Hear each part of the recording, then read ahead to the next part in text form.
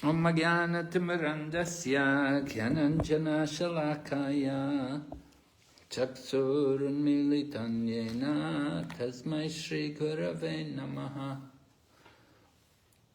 Vanchakalpatarubhyascha Kripa Sindhu Bhaivacha Patitanam Pavanhebhyo Vaishnavibhyo Namo Namaha.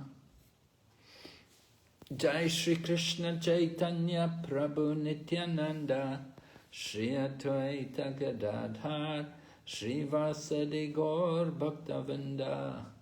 Hare Krishna, Krishna Krishna, Hare Hare, Hare Rama, Rama Rama, Hare Hare. So welcome everyone to our ongoing study of Srimad Bhagavatam at the level of Bhakti Vaibhava, and we're on the 4th canto, and we're looking chapter 21, which is concerning Maharaj Prithu. And Maharaj Prithu is, what is the title again for the chapter? Let me check here.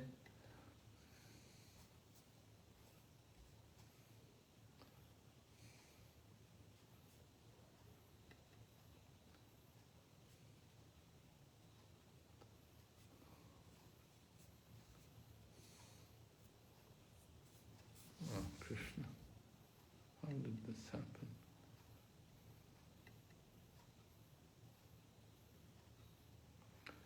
Oh yes. Instructions by Maharaj Prithu. Right, Maharaj Prithu, we heard in chapter 20 how he got instructions from Lord Vishnu. And now chapter 21, Maharaj Prithu is going to be giving instructions to the citizens. Maharaj Prithu has a wonderful kingdom. He's ruling the world. And he has to give instructions for people all around the planet to help them to be God conscious. So Lord Vishnu had instructed Maharaj Prithu about the importance of following Varnashram Dharma and being humble and being of good behavior. These things were very important. So chapter 21 begins. Just to review it, we went over it last week. I thought it would be good to review it again quickly tonight before we go ahead to chapter 22. We only have 4 chapters in the unit, but they're very special chapters, especially 21, 22, 23. There's a lot of detailed information and purports there. So I didn't want to go too fast. Anyway, chapter 21 begins with a description about the reception which was given to Maharaj Prithu coming into the arena, how everyone welcomes him. And the reception is described. It's made up of the different articles which are available in nature. Things like water distilled from sandalwood and aguru was sprinkled everywhere. And there were unbroken fruits, flowers, wetted grains, minerals and lamps, all auspicious paraphernalia. And there were pillars of banana trees and betel nut branches. Everywhere looked very attractive. As the king entered the gate of the city, all the citizens received him with auspicious articles, lamps, flowers, yogurt. So receiving guests is a part of Vedic culture. And we do have similar programs in our Krishna consciousness movement, especially times maybe like Rath Yatra, bringing the deities out onto the chariot. We have a special reception. Or some very prominent spiritual master may come to the temple. We may have a nice reception for them. Especially kirtan is a very nice reception. In this age, to welcome people, to have a nice kirtan party there. That's very pleasing and satisfying. If you're coming to a temple and the temple devotees are there to greet you with a kirtan, it's very encouraging, very inspiring. And certainly we would do like that for Srila Prabhupada. So it's mentioned in text number 5, Maharaj Prithu was not the least bit affected by people offering prayer. By all the excuse me, all the pomp and all the presentations, it didn't go to his head. Maharaj Prithu was a humble soul. He kept his humility. He kept his character in check. He didn't become proud, although he was certainly in the most prominent position. All the important citizens, as well as the common citizens, everyone welcomed him. And he was naturally willing to give blessings to everyone.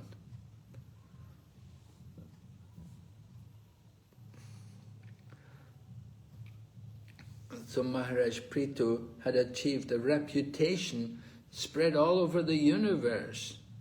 He'd taken shelter at the lotus feet of the Lord. So that is the most wonderful position, to be at the lotus feet of the Lord.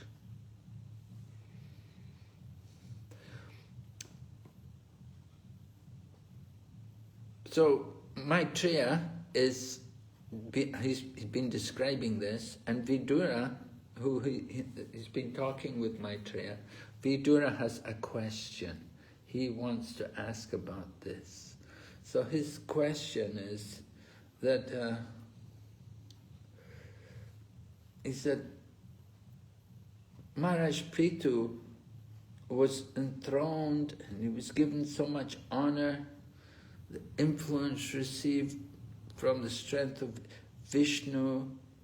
He had greatly developed the earth. He was so great in activities. Everybody wanted to hear about him and follow in his footsteps. So Vidura says, I want to hear more and more about Prithu Maharaj because his activities are so pious and auspicious. So this is the nature of hearing about great devotees.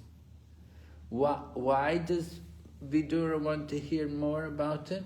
Because it will be important. It's an example for all the other kings, all the ordinary kings or the smaller kings, and all the executive heads. It's an example for them that they should all hear about Maharaj Prithu's activities, and it will help to influence them and guide them in their own service.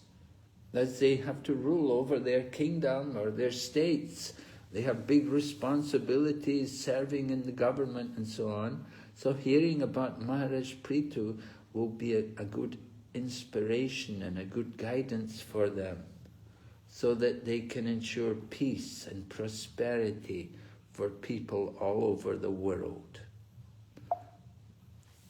So this is why Vidura is asking about Maharaj Prithu. And he says, because Maharaj Prithu was very opulent, it appears like he was enjoying his good fortune. He's enjoying his good karma. He's using up his good karma. Right? You use up all your good karma. When you use up all your good karma, then you run into bad karma. We have to be careful about that. Karma keeps you in the material world. We don't want to have good or bad karma. We want to get free of karma. And the way to get free of karma, of course, is by devotional service. And Srila Prabhupada makes an important point in the purport here. He says that when we come to Krishna consciousness, we immediately become one of the Achyuta Gotra, or descendants of the Supreme Personality of Godhead. Maybe you remember last week I was telling you how people would ask us, what is your Gotra? In other words, they would humiliate us by asking us what is our Gotra, because they knew we didn't have a Gotra. But Srila Prabhupada told us that when people ask you what is your Gotra, you simply tell them Achyuta Gotra, meaning we're descendants of the Supreme Lord. And in this way we're transcendental to all considerations of caste or creed or color or nationality. That is the nature of being part of the family of the Supreme Lord. There's no discrimination. Another important point made in this purport, Prabhupada points out that although everyone in the world is controlled by a king, the Vaishnavas and the Brahmanas are not under the control of anyone. The Brahmanas and the Vaishnavas are on the transcendental platform. So they're not under the control. The kings control people in the material world, but the Brahmanas and Vaishnavas, they're on the transcendental platform.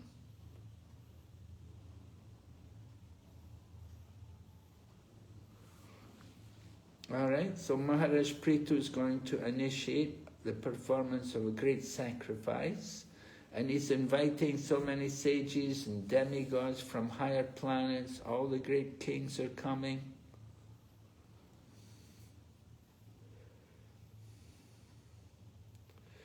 So then there's an elaborate, detailed description about Maharaj Prithu.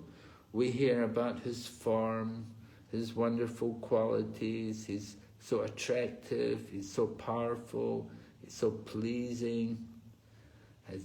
His hair, his facial features, everything about him is so attractive. And then because he's doing a yagya, he has to put on a deer skin, and they can see his body, you can see his beautiful form. His speech is very pleasing, and he's using wonderful language, beautiful metaphors.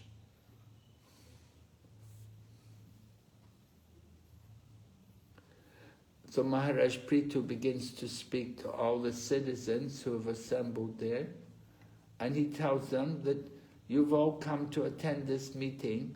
So he says, kindly hear my prayer attentively. Anybody who listens attentively, then there will be, if they're actually inquisitive, they must hear carefully.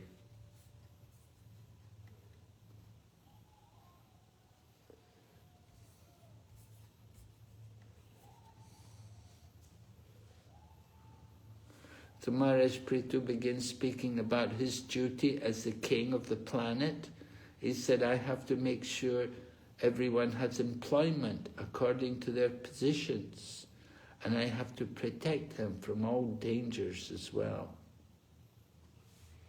And so this is some of the duty. Governments, of course, they're always concerned like that. They're thinking about making arrangements to provide enough work for the people in their country, to arrange employment. Everyone needs suitable work. Then they can earn and they can provide for their family. So Maharaj Prithu is concerned for all the living entities, not only the humans, all entities who take birth. He's concerned for them. It refers not only to humans, but also to the animals, the trees, and every other living entity. So the king has to take care of all of these different living entities. And Maharaj Prithu had that consciousness.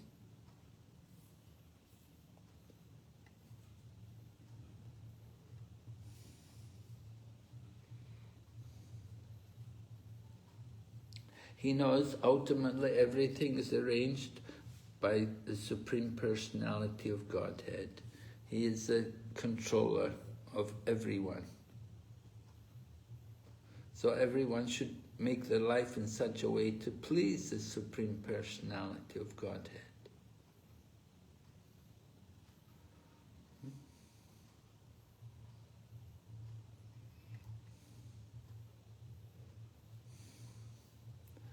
Maharaj Prithu explains to the citizens that if the king simply thinks about taking taxes from people without giving them protection, then he will take their karma. If the king simply engages taking money away from the people and does not provide them proper guidance and protection from sinful activities, then he will take the karma from the people. He will get the reactions for their sinful activities. So Prabhupada in the purport, he talked about the laws of nature, how they're very subtle, and he gave the example that if you eat in a place which is dirty or very sinful, then you'll be affected by the reactions of that sinful place. You may have had experience. You go to eat in some place which is not clean, not pure, not sattvic, and you get sick almost immediately. So Prabhupada writes, it is not the duty of rigid Brahmanas and Vaishnavas to accept invitations everywhere. But he said there's no objection to taking part in feasts where prasadam is distributed. But we don't go everywhere and everywhere.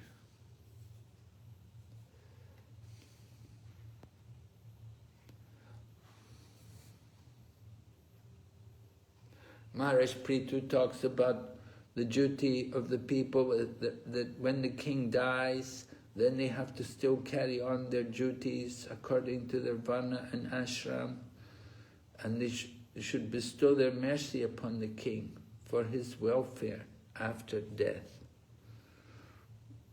So the people are responsible for the welfare of the king. The king is responsible for the people, and the people, they're also responsible for the king.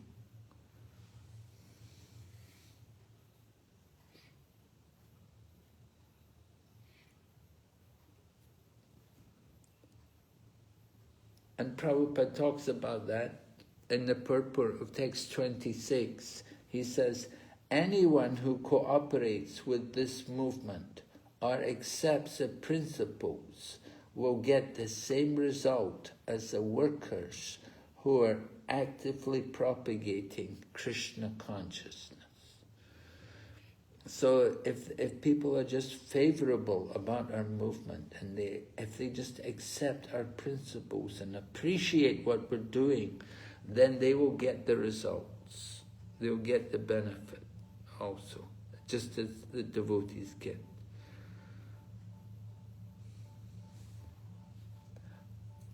And then an important point comes up, text number 27. Maharaj Prithu is talking about an authority, that there must be some authority within the universe.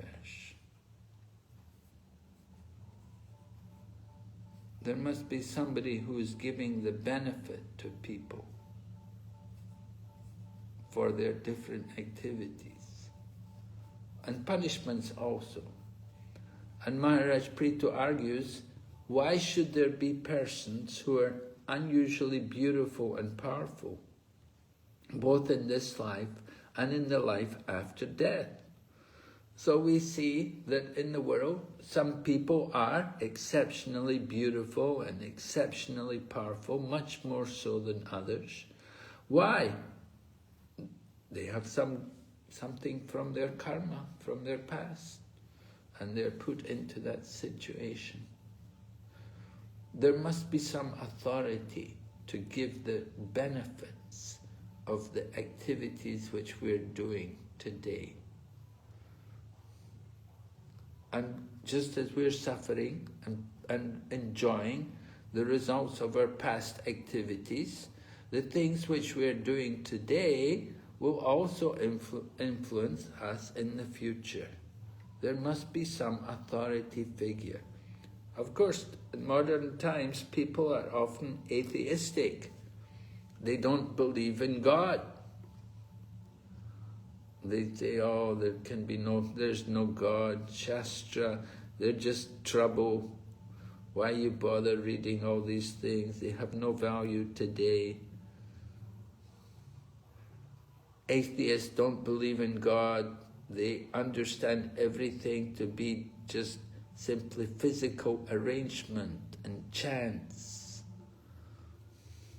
And they may even talk about Sankhya philosophy, atheistic Sankhya. They only believe in matter. They don't believe that there's any spiritual particle.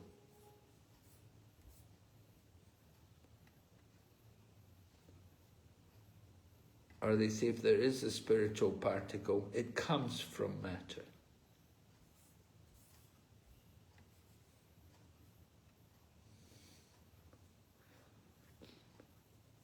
According to the atheists, Prabhupada writes in this purport, all the Vedic injunctions are just theories, no practical application in life. But we argue, no, very valuable. We say there must be some God in control. Otherwise, why are there so many varieties of existence within the material world? We see so many different levels of existence, different species of life. How do they all come about? Now the atheists will say, oh, it's just chance, we can't explain it. But if we follow the Vedas, then the Vedas give perfect explanation of these things. Everything is arranged under the direction of the Supreme Lord. And that's why you have different divisions of society. You have Brahmin, Kshatriya, Vaishya, Sudra. You have different designations. Prabhupada also warns to us against the Mayavadi philosophy propounded by Shankaracharya, that this is more dangerous than atheism, because the Mayavadis, they create their own form of God.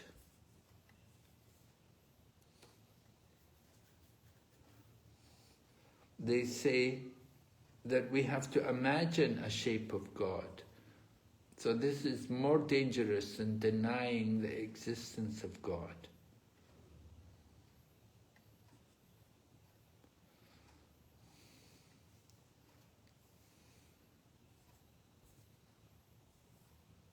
So Lord Chaitanya defeated the Buddhist philosophy. He exposed that this is simply atheism. And every intelligent person can see behind this material world there must be some authority figure. Without any authority figure, there can be no proper order in the world. But everything is very carefully arranged for the supply, for everyone, according to their needs.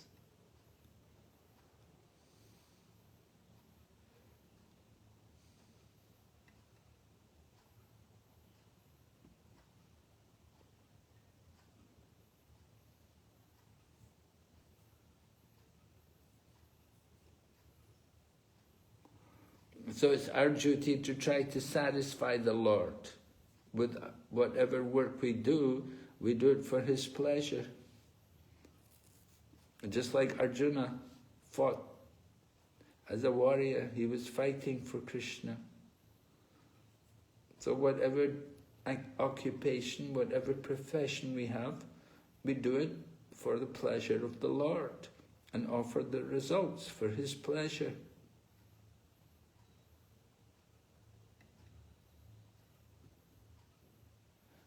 If we don't work for His pleasure, then we're simply working for our own pleasure, trying to enjoy, chewing the chewed, trying to enjoy where there is actually no pleasure.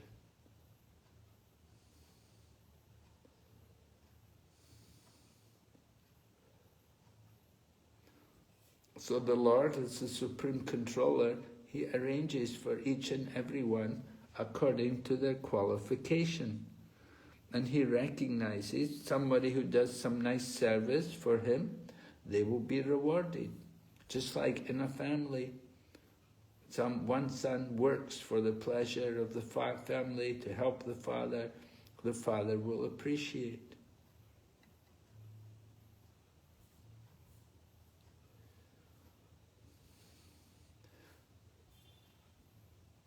The demons, however, they're always fighting, trying to enjoy the results for their own self. They're simply fighting, struggling, trying to enjoy. They think there's no God in control, and they think the purpose of life is just to satisfy the senses. Their only business in life is to make money, to try to get sense gratification. But from Bhagavad Gita, we can understand that there is pious as well as sinful activities. There are distinctions.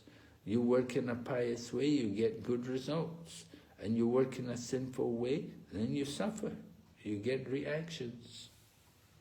Nothing is by chance. So the different varieties of life, they don't come about by chance, but they are necessary, because these are all different arrangements made by the Lord to arrange, to satisfy the living entities' different pious and sinful activities. Pious people take birth in a good family, and the sinful demons take birth in a hellish condition of life. So the varieties of life develop not by chance, but by pre-arrangement. There is a plan which is already outlined in the Vedic knowledge, and we have to take advantage of this knowledge. So the devotees of the Lord, they come and they try to teach us, they preach to us, they come to canvass and to educate us, try to help us to get out of the illusion, to come to the higher platform. So Prithu Maharaj gives examples about great personalities who also accept that there's a controller, that there's a God. And he said, this is not only evidence in the Vedas, but also personal behavior of great devotees. Like Manu, Uttanapada, Dhruva Maharaj, Priyavrat Maharaj, and Prithu Maharaj said, my own grandfather Anga, as well as many other great personalities, people like Prahlad Maharaj, Bali Maharaj, they were all theists, they all believed in God, they believed in the existence of the Supreme Lord. So now this has to be understood. This is a basic point of Krishna consciousness, that there is a Supreme Personality of Godhead behind this material creation. And anyone who follows the Vedic injunctions, they can come to understand that Lord.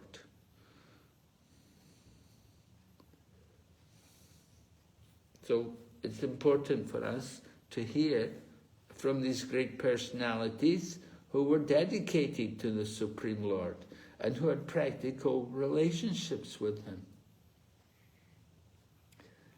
In text number 30, Prithu Maharaj continues, he talks about his own father.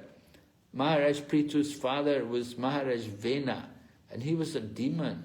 He was actually the grandson of death personified. So you could say it wasn't really his fault that he was such a demon. He was the grandson of death personified. And so he naturally had bad qualities. And all the great personalities, that, like we mentioned earlier, they were all supporters in faith in believing the Supreme Lord. But Maharaj Vena, he was a demon. He didn't want the Lord.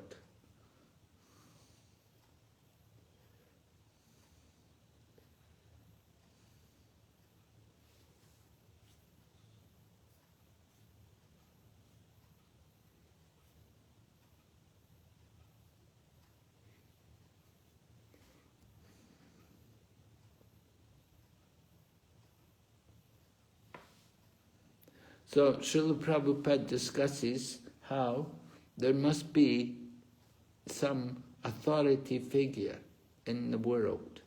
He gives an example here in the purport of text number 30. He said, 2 persons of the same moral standard achieve different results. Now, one person, they're 2 people, but one person they're both very moral. They're both religious and pious, but still they get different results. Why? They had the same moral standards. They were both honest, they were both moral, their educations were similar, but their positions are not the same. Why? There's some other reason. Due to other previous life, previous situation. And then Prabhupada gives another example. He said, in economic development, 2 men may work very hard day and night, but the results are not the same. One person may enjoy great opulence without even working, whereas another person, although working very hard, he does not get even 2 meals a day. And similarly in sense gratification, someone has sufficient food, but he's still not happy in his family life. Or sometimes he's not even married. And another person, even though not economically well off, has the greatest opportunity for sense gratification. So even animals like hogs and dogs have opportunities more than human beings. So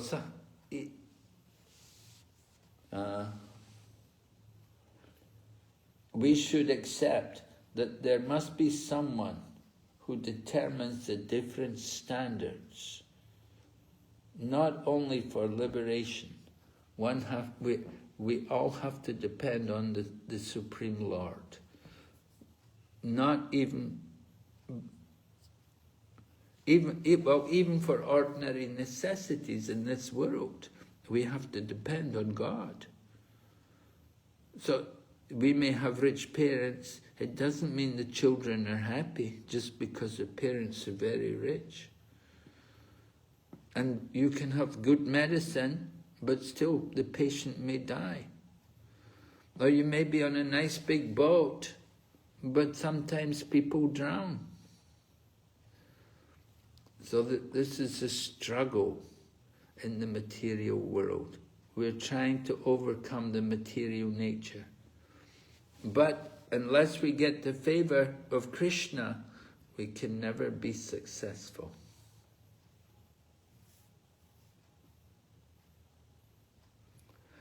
So how can we get that inclination? How can we get that tendency to do service for the Supreme Lord?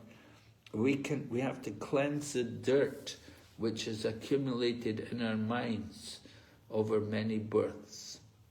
Just like the Ganges water purifies a place.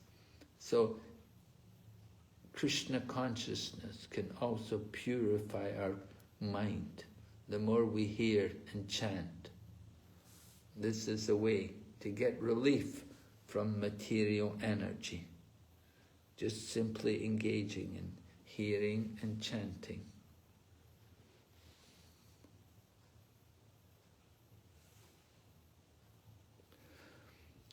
So at the end of the purport of 31, Prabhupada talks about Lord Chaitanya, and Lord Chaitanya said, don't accept many disciples.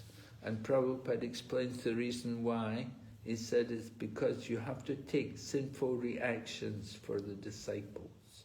And if you take a lot of disciples, then you have to accept all their karma. And it can be very heavy. It can give you serious problems, health problems, different reactions can come on you.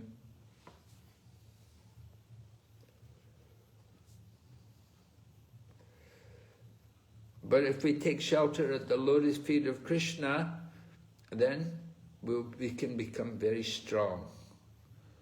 Taking shelter at the lotus feet of Krishna, we'll never come back to the material world, because we know the material world is full of misery. We just want to get out. We have a problem that we want to enjoy and lord over the material world. So this is due to our passion and ignorance. But by bhakti yoga, these two tendencies to want to enjoy the material world and to lord over the material world, they can be removed, and we can become situated more in the mode of goodness. So once we're in the mode of goodness, then we can go on and come to pure goodness. And then when we're in pure goodness, then we won't come back to this material world. We'll be completely transcendental.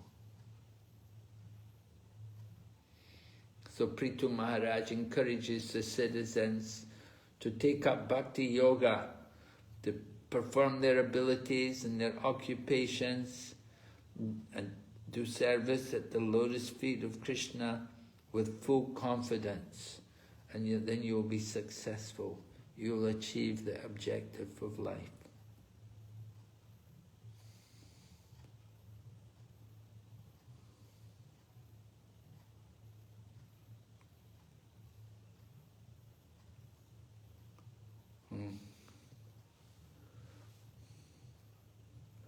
So Prabhupada talks about, he said, if somebody says, how can we serve the Krishna, he's so great and we're so ordinary? And Prabhupada said, just do your duty according to your own ability. You just try to do whatever is your qualification. If you're a Brahmana, be a Brahmana. No, okay, we're not great souls, we're just ordinary souls, but just do your best. Just be sincere, be genuine, be honest. Just do what we can. And that will please Krishna. Krishna wants the love, the devotion. He's not concerned with so much what we're offering, but it's the attitude which we have. And when he sees that we have surrendered, then that's very pleasing to him. All right? So then chapter goes on.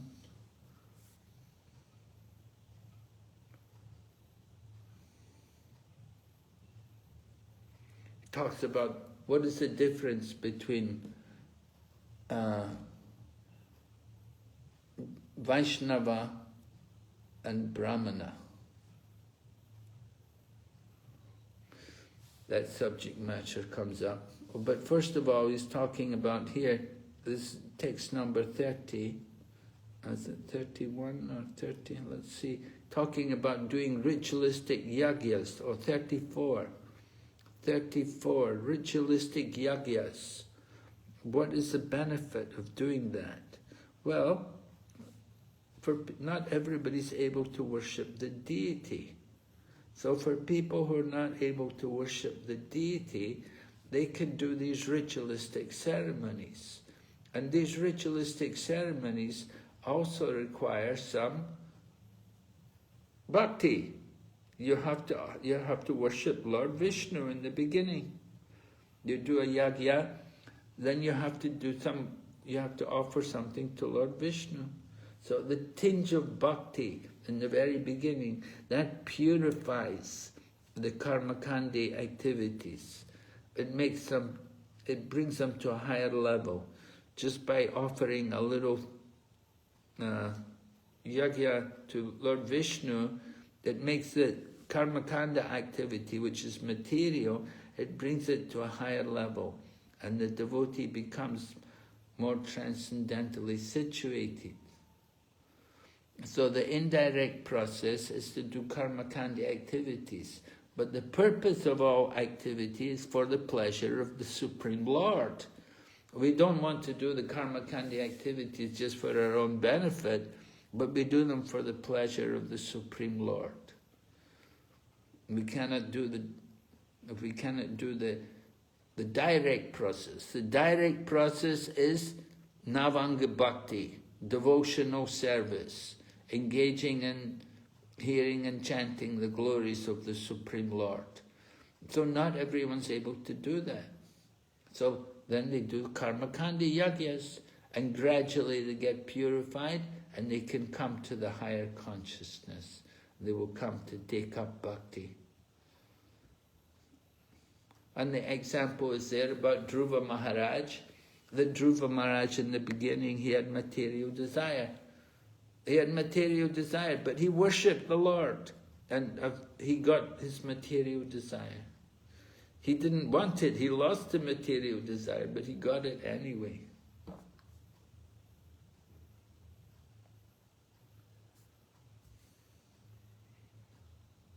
Alright, so then different consciousness is developed in different places, just like fire in different parts of wood.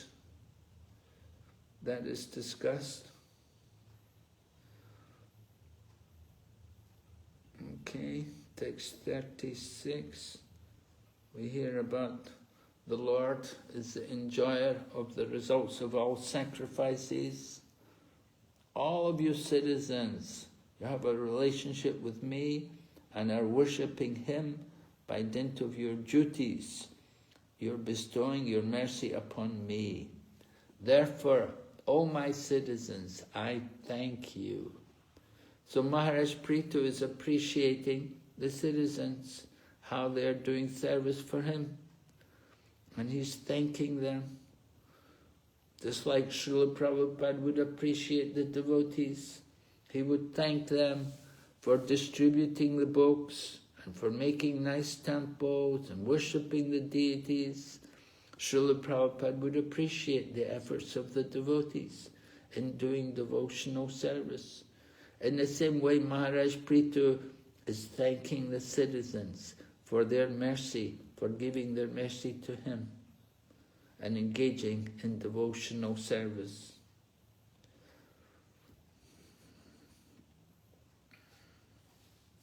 And then he goes on to speak about the Brahmanas and the Vaishnavas, and how they have their special qualities. There's a subtle distinction between the Brahmanas and the Vaishnavas. The qualities of the Brahmanas, of course, they're described in the Bhagavad Gita. The quality of the Brahmana, samo, damash, tapas, like that, peacefulness, self-control, austerity, purity, wisdom, knowledge, religiousness, these different qualities, 9 qualities are mentioned there. And Brahmana, they're meant to engage in worshipping the deity and teaching how to worship the deity. And the Brahmana can teach the Shastra, and they can study the Shastra, and they can accept charity, and they can also give charity. So these are the activities a Brahmana is supposed to do. And a Vaishnava means a person who immediately reminds somebody about Krishna. That's one definition of a Vaishnava. And a Vaishnava is supposed to be a Brahmana, but he's come to a higher platform. He's a Brahmana, but he's a devotee also. See, a Brahmana may not be a pure Vaishnava. Somebody may be a Vaishnava, he's expected to be a Brahmana. But a Brahmana may not be a pure Vaishnava. He may be an impersonalist, or he may be a Karmakandi Brahmana. He may not be a Vaishnava. He may be a smarter Brahmana. So, different from a Vaishnava. Vaishnava is usually a learned Brahmana. It means he's a Brahmana Vaishnava, or a Brahmana Pandit. But Brahmana may not be literate, he may be uneducated.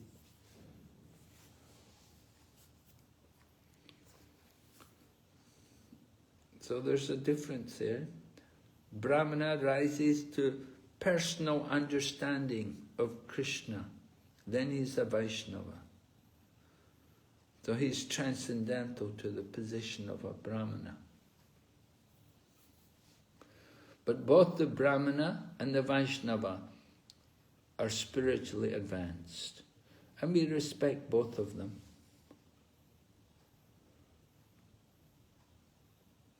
And when the Brahmana fully engages in loving service to the Lord, then he becomes a Vaishnava. So that is the superior position of the Vaishnava.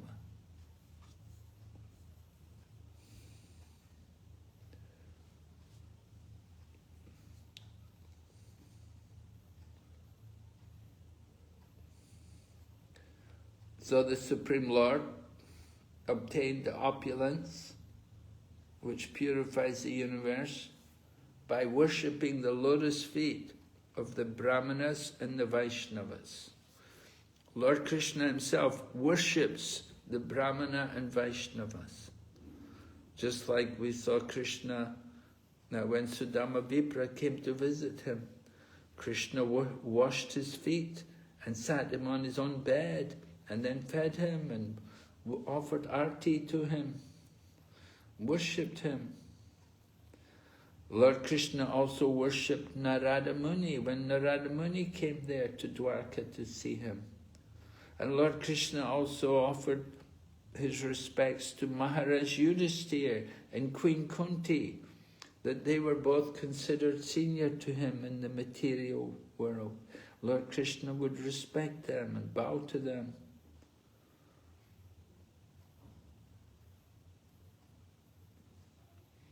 And Lord Krishna is showing the example to everyone.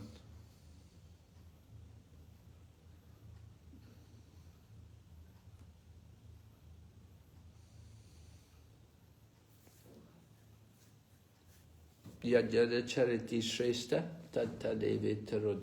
Whatever actions he does, then others will follow. So Lord Krishna wants to teach everyone, good example. He didn't need to do these things, but he did them to teach people. To teach people how to behave in the material world. Yeah? Maharaj, are you connected to the Zoom? Yeah, I'm on Zoom. Actually, Jayadas who called me, that one devotee called him that they have been disconnected from the Zoom or the network. Can you check once again so that make sure that you are connected to the Zoom or Oh, really? connected to the network? Oh, thank you, Prabhu. Can you check please? Yeah, let me see what. Ask to the students. Let me see what happened. Yeah. Sound then you can make sure. Okay, thank you, Prabhu.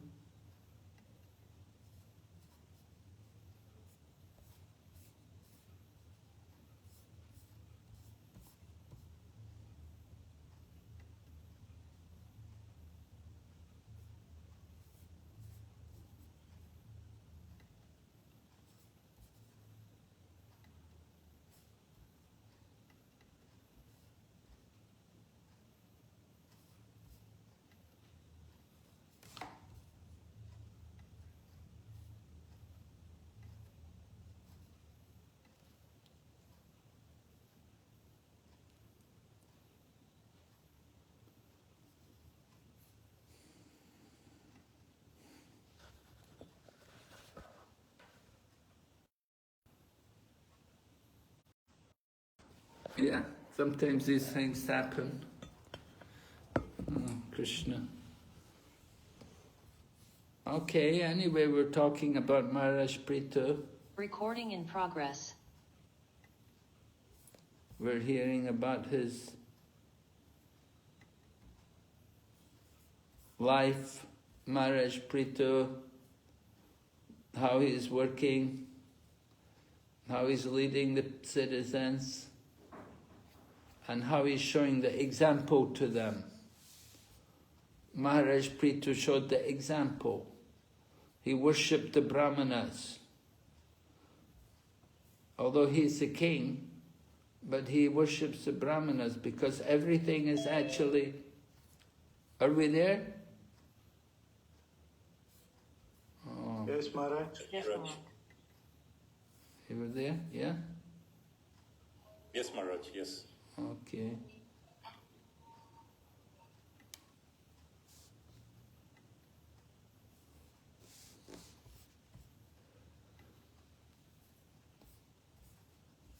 So Maharaj Prithu is talking about the Brahmanas. He's glorifying the Brahmanas. He said they're actually the proprietors of everything. They're the supreme. They own everything.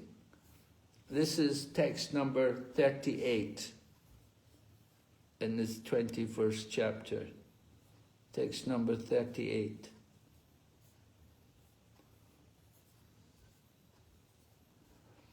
Lord Krishna is Brahmanya Devaya. So, Lord Krishna worships the Brahmanas. Although Lord Krishna is worshipped, he worships the Brahmanas and the Vaishnavas.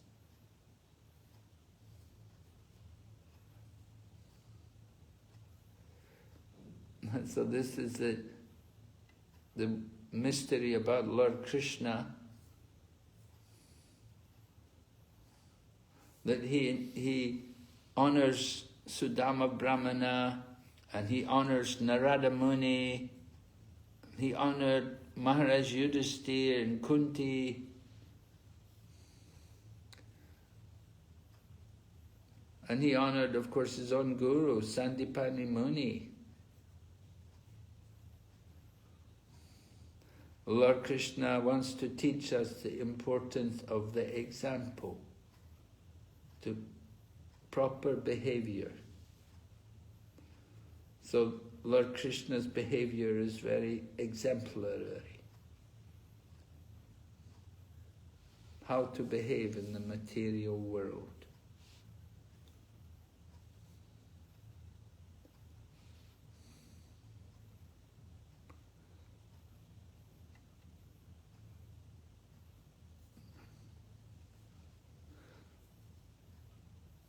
All right, so going ahead, text number 40. Speaking about the importance of service to the Brahmanas and Vaishnavas, that by that activity we can clean the heart and we can enjoy peace and liberation.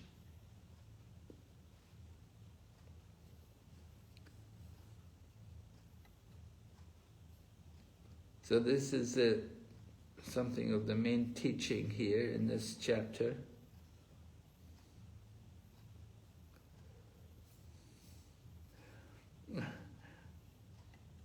This text 41 is interesting because it describes how when you do a fire yagya, you offer ghee into the fire, and Lord Ananta eats through the fire. The Supreme Lord eats through the fire. You offer the ghee.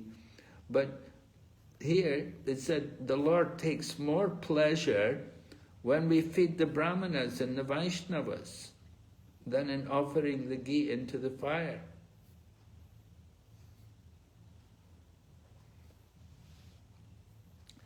Rather than just simply offering ghee into the fire, it's better to feed the Brahmanas and Vaishnavas, because by feeding them, the Supreme Personality of Godhead is directly satisfied.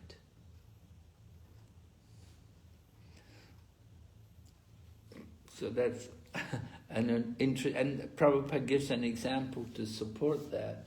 He talks about Advaita Acharya and how Advaita Acharya fed Haridas Thakur. He wanted Haridas Thakur to get the Shraddha plate. So this was some of the different things in this chapter.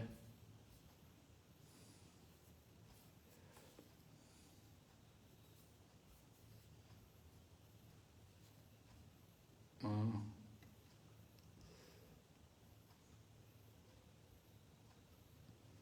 Are there any other points? Let me see. I'm just trying to give you all the main points which are brought up in the course of this chapter.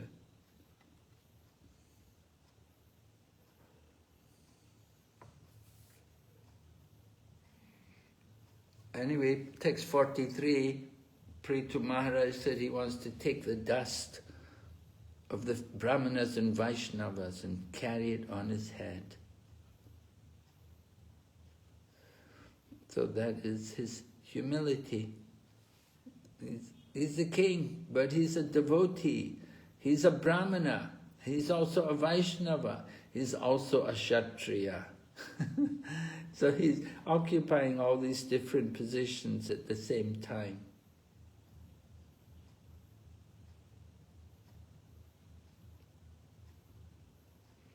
And he's very concerned about the cows and the Brahmanas, protecting them, taking care of them. That's the duty of a king. Also to make sure everyone is properly looked after and properly maintained.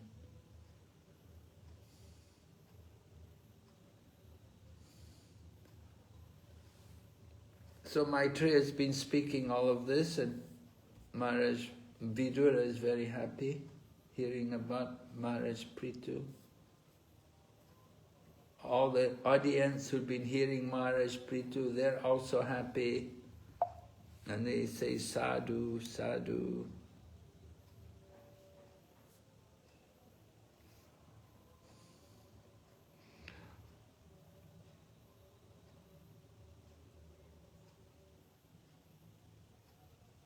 And we're told about Maharaj Prithu's life.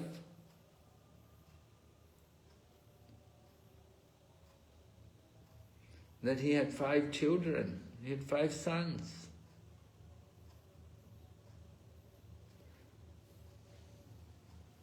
Srila Prabhupada writes, the purpose of accepting a wife in religious marriage, as sanctioned in the Vedas, is to have a putra, a son, qualified to deliver his father from the darkest region of hellish life.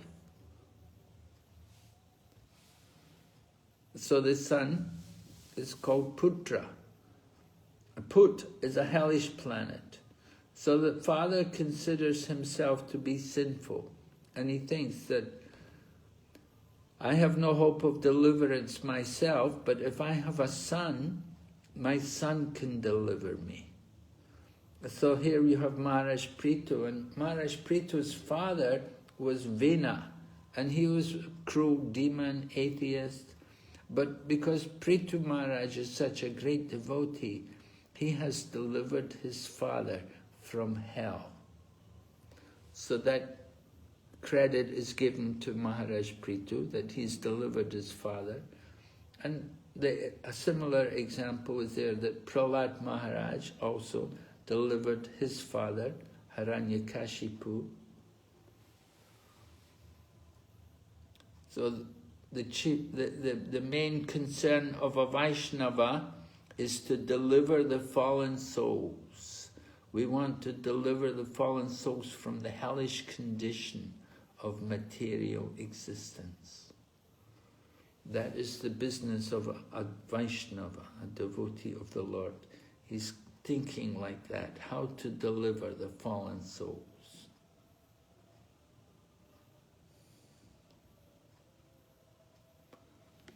Okay. Are there any questions on this chapter? Hare Krishna Maharaj. Yes. Maharaj, not particularly on this chapter, although I don't know whether there is a linkage.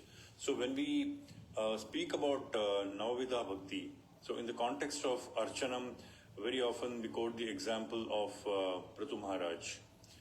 Right? Now, I'm not sure whether it is coming in the subsequent chapters of Prithu Maharaj's pastime, but is there any direct linkage of the process of Archanam with Prithu Maharaj? How do we bring that out? Well, we're just simply told Maharaj Prithu performed yagya, performed great sacrifices.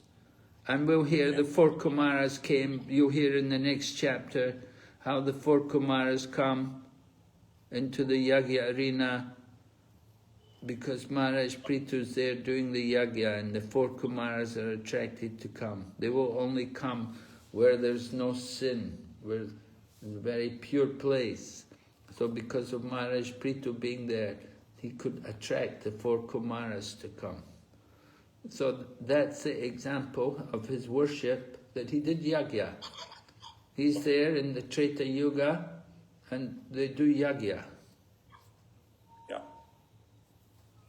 Okay. Thank you, Maharaj.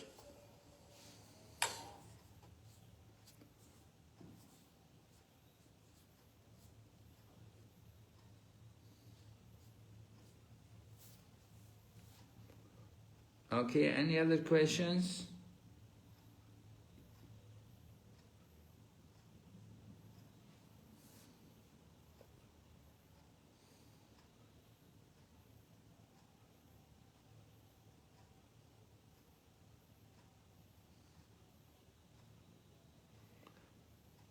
So the citizens, they thank Maharaj Prithu.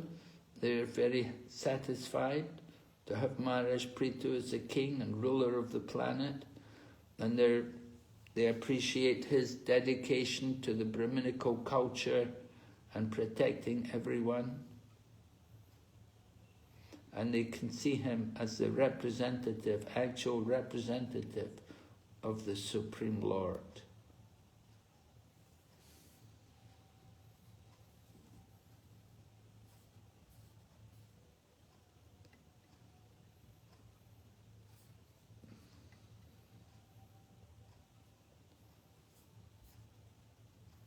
All right, so we'll go ahead to chapter 22, which is Maharaj Prithu's meeting with the four Kumaras. Maybe what we'll do, we'll take 10-minute break first. Sure. Thank you, Maharaj. Maharaj, before we go for break, I was just wondering if you could set our open book assignment question for this unit.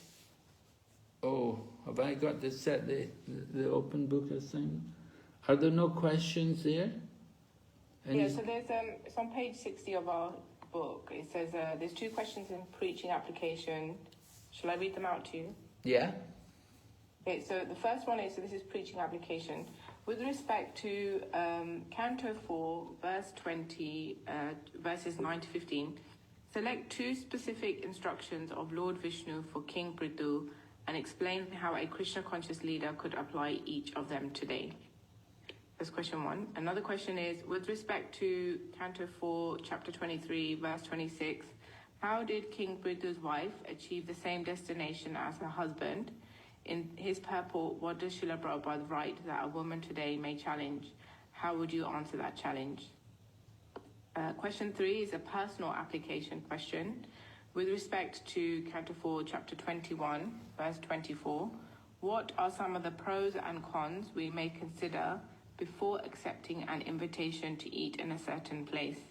What should be our guiding principle in deciding whether to accept such an invitation? And then the final question is mood and mission.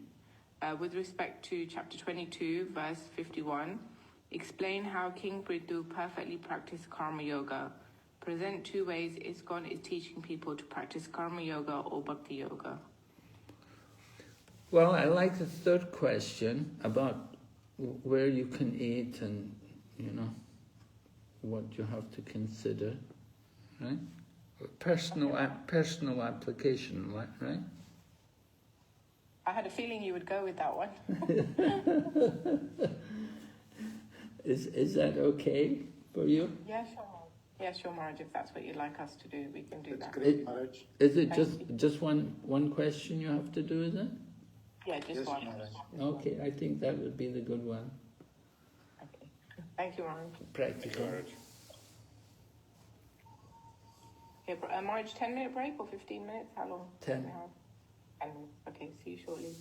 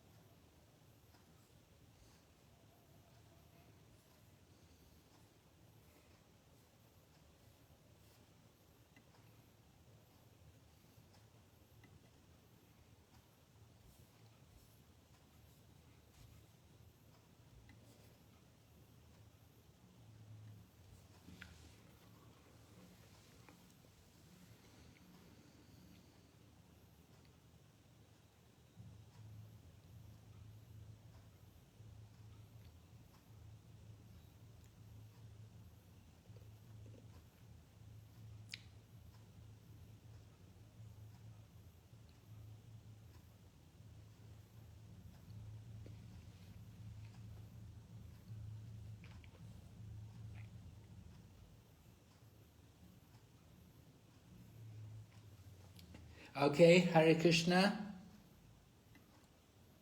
Hare Krishna. Yeah, everybody there? Yeah, we can continue. Let's get back to this. Hare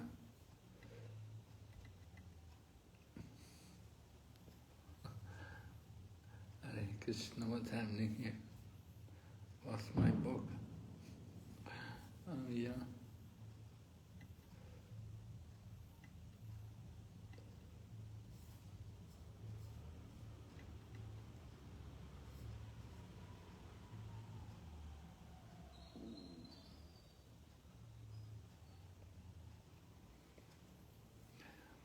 Okay, so we're beginning chapter 22.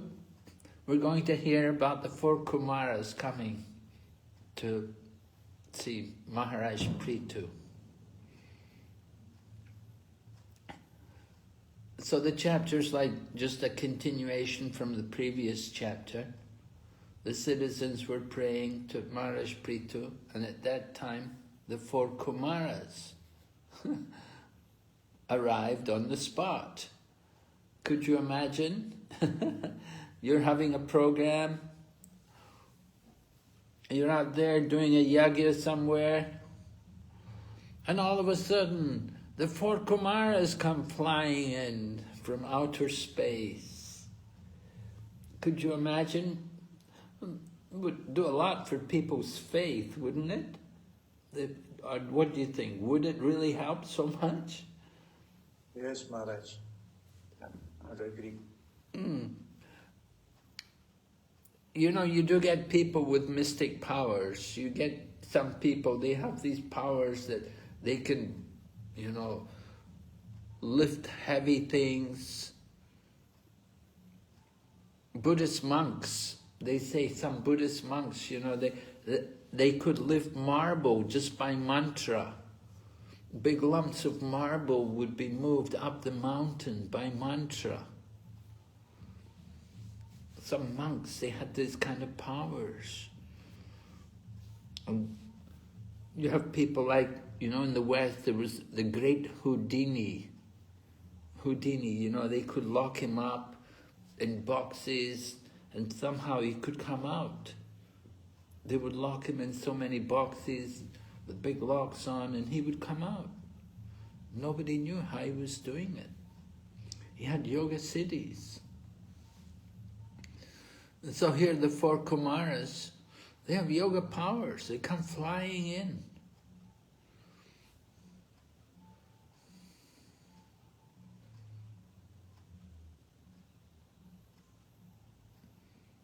And the king and his associates, they could recognize them as they descended from the sky. You see, this is the nature of these kind of powers, that those who are devotees, those who are they can see these things, but ordinary people cannot. Just as 5,000 years ago, Lord Krishna was on the planet, but not everyone knew he was the Supreme Personality of Godhead. There were only a few fortunate souls who knew the identity of Lord Krishna. Lord Krishna himself says, Abhajananti Mamudha, that the foolish mock at me, appearing amongst them like an ordinary person. They do not know my transcendental nature and supreme dominion over all that be. So it's not just having mystic powers. Of course, if you have some mystic power, it attracts some kind of particular class of people. Just like if you can produce gold, then you'll get a lot of greedy people who are eager to get wealth. They will be attracted. If you can heal some disease, then you get a lot of sick people coming. So having some mystic powers, it's not necessarily what you want. It's not necessarily the best way to preach. What did Prabhupada say his mystic power was?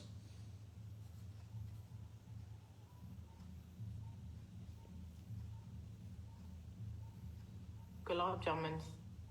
Gulab jamuns, really? It's very interesting. I never heard that before. Maharaj, He changed the person in West. What's that? He changed the so many persons in West that he called it is because of his mystic power. So That many, lecture I heard. so many people in the West. He saved them. Yeah, he brought them to Krishna consciousness, right? Oh, not only Westerners, also Indians. He saved Indians also. He saved a lot of Indians too. Anyway, mystic perfections were there, and these kind of things they attract a particular class of people, a particular kind of people. But difficult to make people devotees with these things. You have some mystic power, people come with their material desires. They don't want to get Krishna consciousness. They don't want to be liberated from material world. They have some other desire. You know, Vidura wanted to know about how to get liberated. He wanted to know about Prithu Maharaj's process to get liberation. Vidura didn't want to get some mystic power or some material benediction. So the four Kumaras, they have mystic powers, but their mystic powers are not for any material benefit, right? What's the business, what's the nature of these four Kumaras? What are they up to?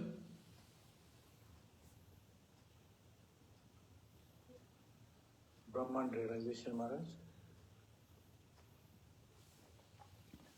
Well, initially they were attracted to Brahman realization. Later on they became devotees.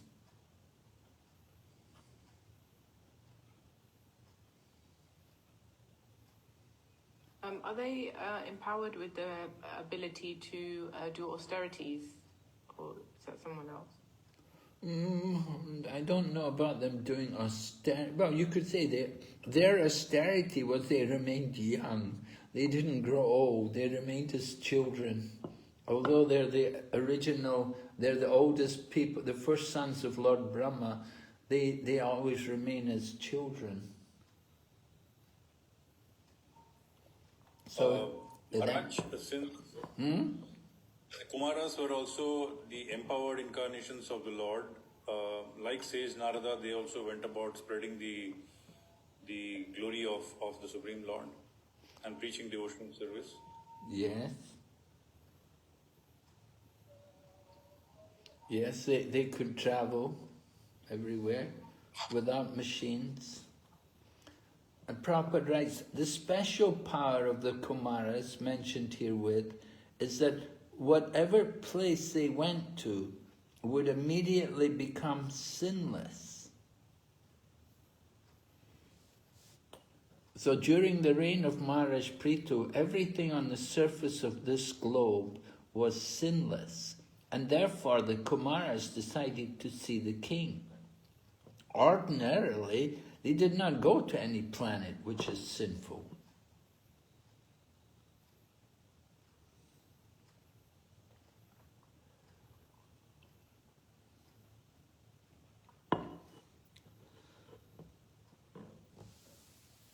So just by their potency, that place could become sinless, would immediately become sinless just by their presence.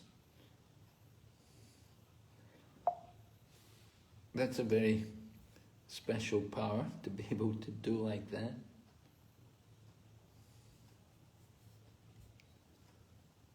So Prithu Maharaj is anxious to receive the four Kumaras, and he instructed his citizens about the importance of honouring the Vaishnavas and the Brahmanas, and he shows example by giving a very nice reception for the 4 Kumaras.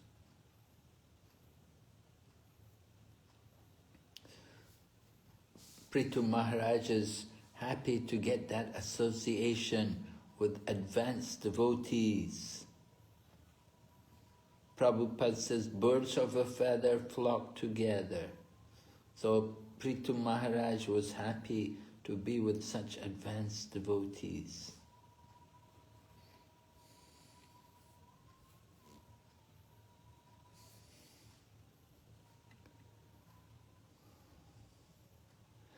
Maharaj Prithu accepts. He arranges to give very nice reception to them, bows down to them, he worships them. And Prabhupada discusses about the Kumaras, that they are the founders of the Nimbarka Sampradaya. There are 4 bona fide Sampradayas, Vaishnava Sampradayas, and one of them is from the 4 Kumaras. So the 4 Kumaras, their prominent acharya in the modern times is Nimbarka. There was someone called Nimbaditya. Nimbaditya was selected by the 4 Kumaras to carry on to promote their message. And if you go to somewhere like Varsana, there's a temple there.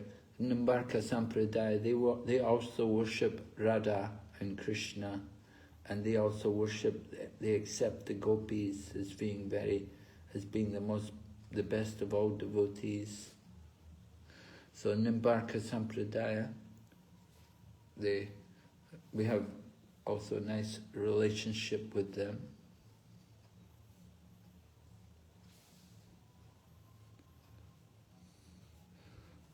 So certainly Prithu Maharaj shows nice respect for the 4 Kumaras. And how to respect them? Wash their feet. Wash their feet and then sprinkle it over his hair. And also for the family members, put it on their heads.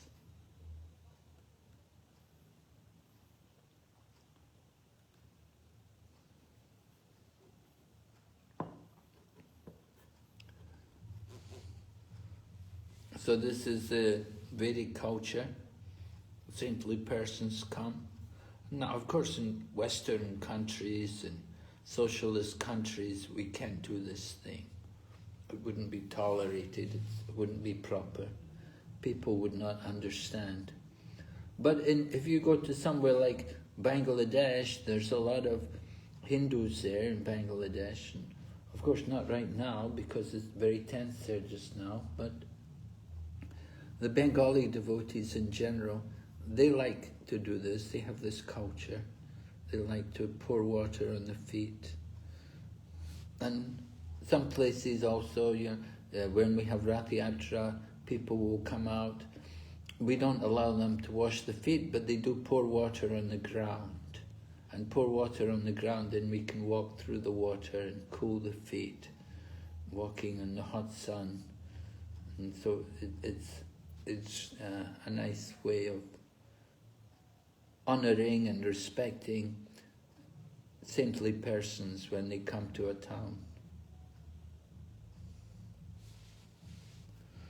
When the devotees first started to do this for Srila Prabhupada hadn't told them, but the devotees had been reading Prabhupada's books, and somehow they'd learned about it, and they'd come across it, and when they first did it, Prabhupada said, "Oh," he said, "you're finding out about these things now, are you?" Prabhupada didn't promote it himself, but the devotees just started to do it. And Prabhupada allowed it.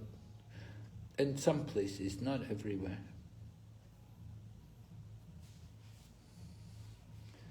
So the 4 Kumaras are described here. Text number 6, they're older to Lord Shiva. And so Maharaj Prithu is very respectful to them and begins to speak. And he naturally wants to praise them.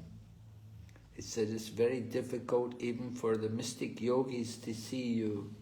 I do not know what kind of pious activity I have performed for you to grace me by appearing before me without difficulty.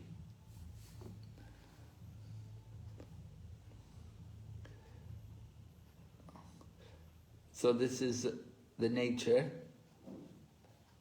To get the association with saintly persons like the four Kumaras, very special.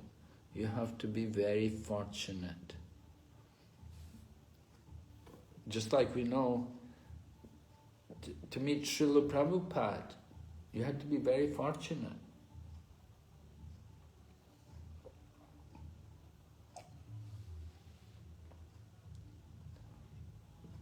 Not everyone got the opportunity to meet Prabhupada. Of course, when he would come, people would come. We would wonder where they all came from. Just as soon as Prabhupada would come, immediately so many other people would come. It was just like so many demigods were also coming just to get Prabhupada's darshan. But the demigods would come in disguise. We wouldn't know who they were. They'd come like dressed like ordinary people, but actually they'd be demigods. They'd be coming to see Prabhupada.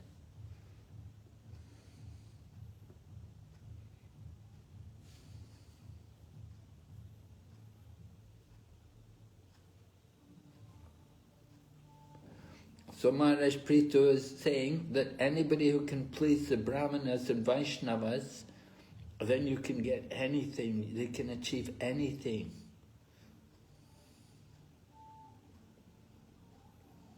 And they can get the favor of Lord Shiva and Lord Vishnu because they also accompany the Brahmanas and the Vaishnavas.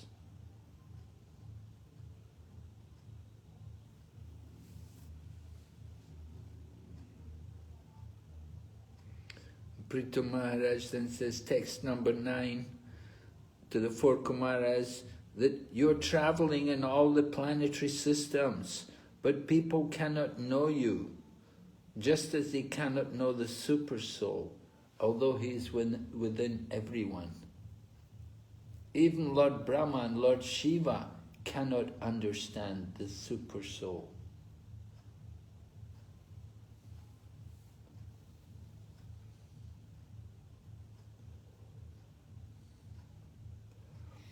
So these great personalities like the four Kumaras, Lord Brahma and Lord Shiva, they're not visible to ordinary persons, but they travel all over the universe in different planetary systems. Just like in London, in the Radha Landaneshwara's temple there, Prabhupada had us make 2 small Vyasasans on either side of the altar. He said one seat is for Lord Brahma, one seat is for Narada Muni. He said they will come sometimes for arti. They like to come for arti, so you should have a Vyasasan there for them. Another time in New York, the devotees did a big program. They hired a big hall. Very few people came, very less people came. And the devotees, they apologized to Prabhupada afterwards. They were saying to Srila Prabhupada, "Oh, Srila Prabhupada, we're sorry, nobody came." And Prabhupada looked at them in astonishment. He said, "What? Nobody came?" He said, "Didn't you see Lord Brahma and Lord Narada Muni?" He said, "They were all here. So many demigods, they all came. You didn't see them?" So Prabhupada saw them. The ordinary devotees, we couldn't see them, but Prabhupada could see them.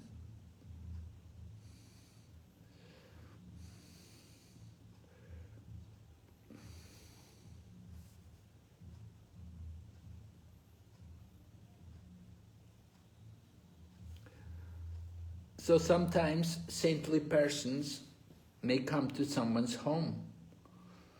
the person may not be very rich, or he may be very attached to family life, whatever the situation. But to get saintly persons coming to your home, very fortunate. And it's proper to receive them nicely. Make nice arrangements, a sitting place, and different paraphernalia for them. Proper refreshment and so on should be available.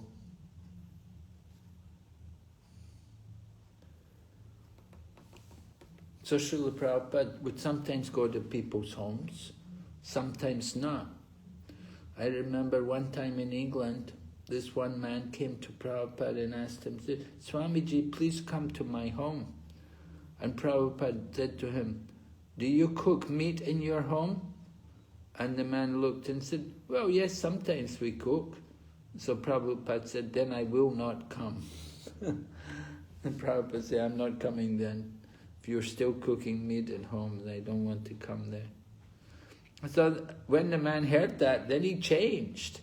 And he went home, he told his wife, no more meat from now on. We'll make our home vegetarian.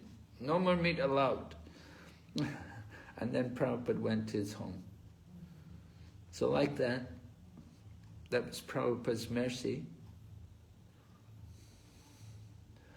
So when saintly persons come to the home, then it's a good fortune for the people who are living in the home. They get the opportunity to have that association and to hear from him.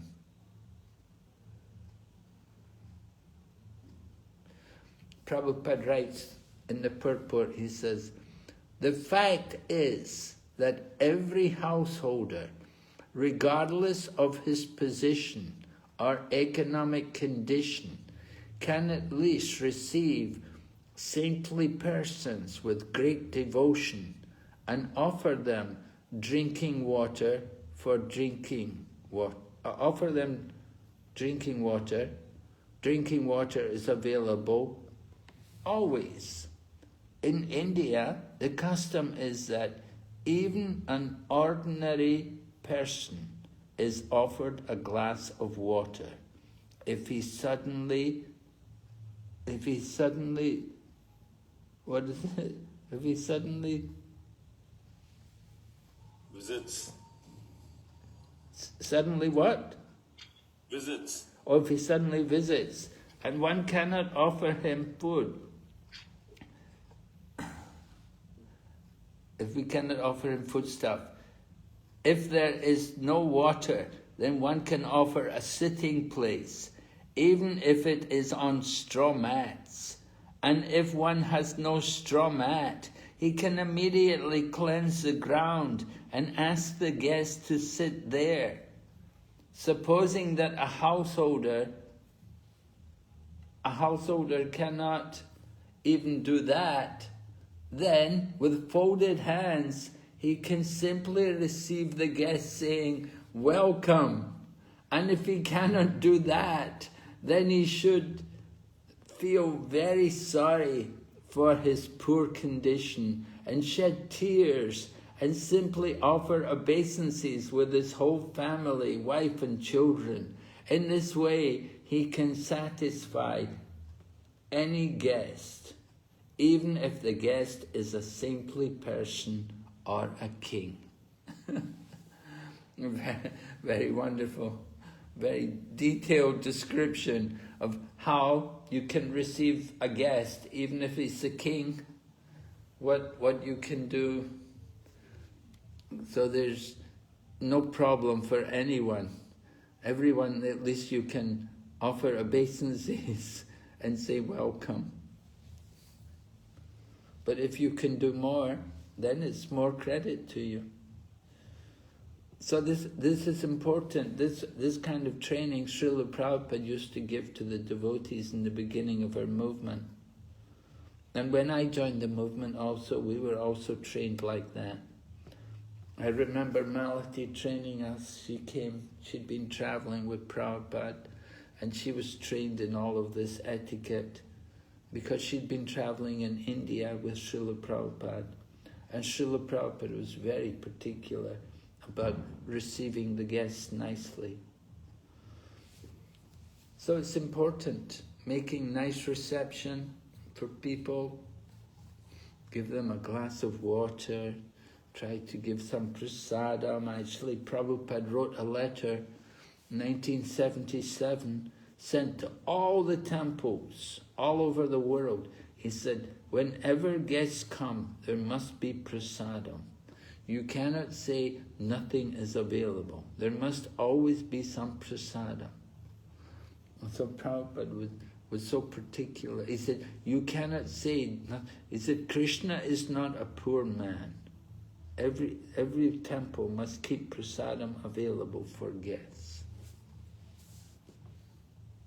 All right, any comments about this? How are you doing on this in your temple, by the way? It's a challenge. Some temples are very good. Radhanath Maharaj, for example, in Chaupati, they try to be very strict, and they like to receive everyone nicely, take care of them, everyone. Some temples it's more difficult, of course. Some temples you have a lot of visitors, very difficult. Like here in Mayapur, on New Year's Day, there was 105,000 people came. And regularly you have 50, 60,000 people. So it's very difficult to receive everyone. But they do a good job. There's a lot of preaching going on, a lot of different places, kathas being delivered. And prasadam is also being distributed. A lot of people come here on Sundays, on the weekend, to get prasadam. We have different kitchens, several kitchens where the food is prepared. People purchase tickets and go and take prasadam. It's very popular. Okay. Text number 11. Even though full of opulence, material prosperity, any householder's house where the devotees of the Lord are never allowed to come in, and where there is no water for washing their feet, is to be considered a tree in which all venomous serpents live. Oh, yeah. So, you don't want to be like that, right? You don't want to have a house like that.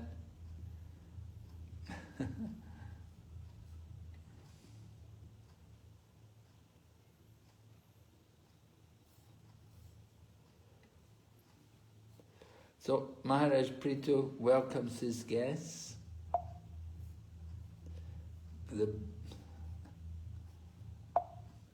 Krishna.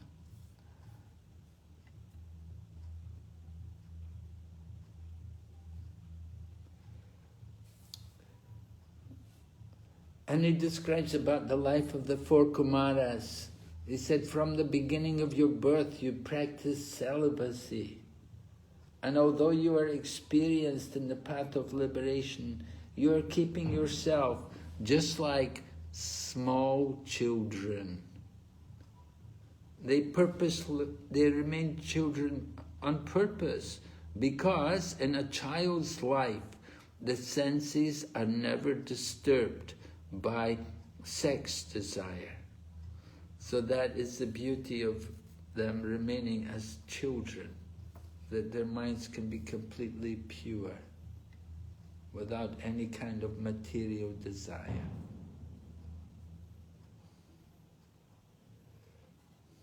Okay.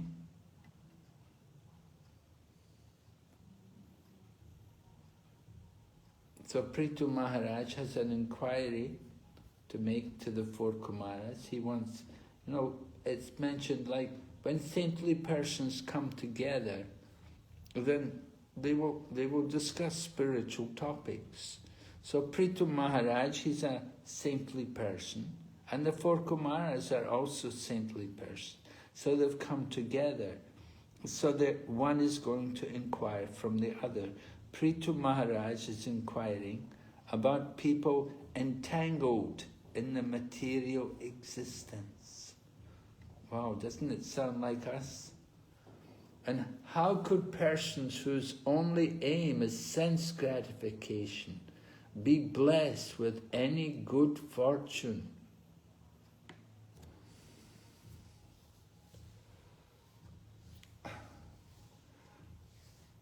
So Maharaj Prithu, Prabhupada writes at the beginning of the purport, he said Maharaj Prithu did not ask the Kumaras about their good fortune, for the Kumaras are always auspicious by dint of their life in celibacy.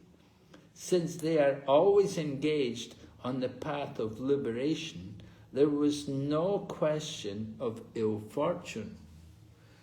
This is an important point, you know, when we meet some saintly person, you know, for example, maybe you have the opportunity to have the darshan with someone like Srila Jayapataka Maharaj.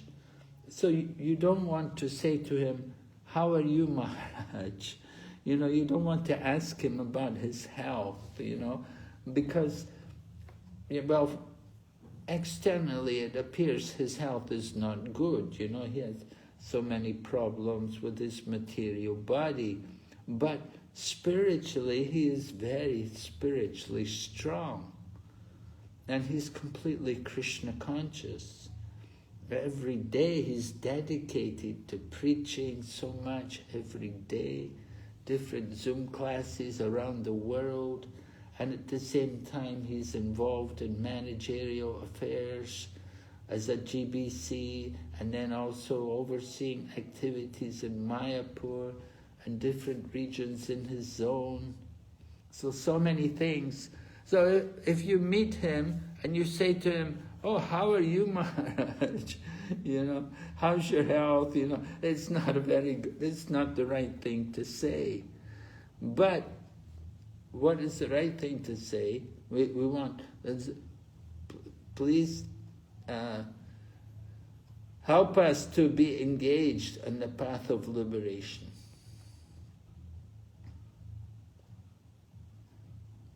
We want to actually ask him to help us.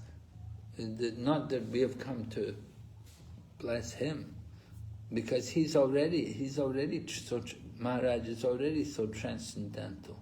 We cannot really help or bless him, but he can bless us by giving us Krishna consciousness. So we should think like that. We don't think about the material situation. You know, people would come to Prabhupada and they would say to Prabhupada, oh, how old are you, Swamiji? Prabhupada would look at them and say, I'm the same age as you. And they would be shocked. What? Huh? What do you mean? And Prabhupada said, yeah. He said, I'm a soul, and you're also a soul. So Prabhupada would awaken them to Krishna consciousness. He'd bring them to the higher platform. That's the duty of a devotee. We don't want to bring people on the bodily platform. We want to bring them to the spiritual platform. I remember when we were doing Sankirtan in London, people used to ask us, where is Madame Tussauds? Where is the British Museum? Where is this? Where is that? We would say, oh, just go here to this place here, number 7 Bury Place, you'll find everything there. We would just send them to the temple. We would never send them anywhere else. Whatever they asked us, we'd just say, you just go there, you'll get everything there. Everything is there at the lotus feet of Radha and Krishna. So our business as devotees is to give people spiritual life, Krishna consciousness.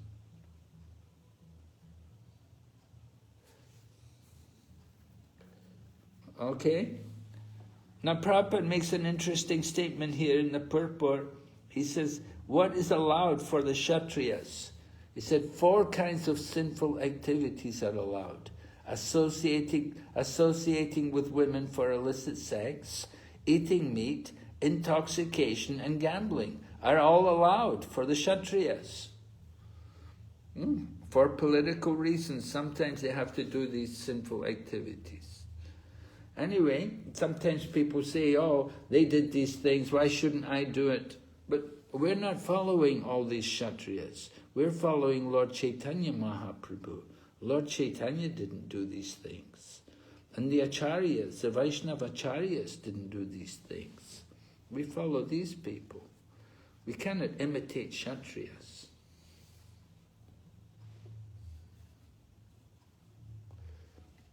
Okay?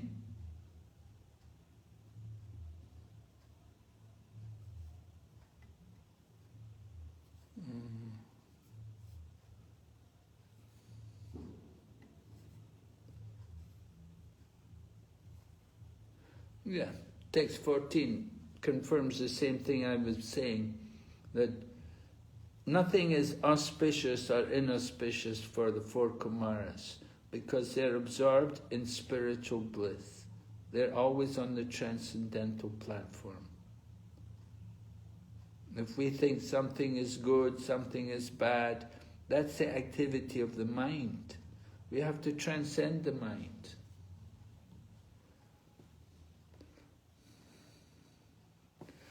So Prithu Maharaj said, I know that you four Kumaras, you are the only friends for persons who are in the fire of material existence. So I ask you how in this material world we can very soon achieve the ultimate goal of life. Right? He wants to know how very soon we can get the goal. We want to get out of the goal of material world quickly. Very soon, quickly, we like everything fast, quickly. So they're asking the four Kumars, tell us quickly how we can get the goal of life, quickly.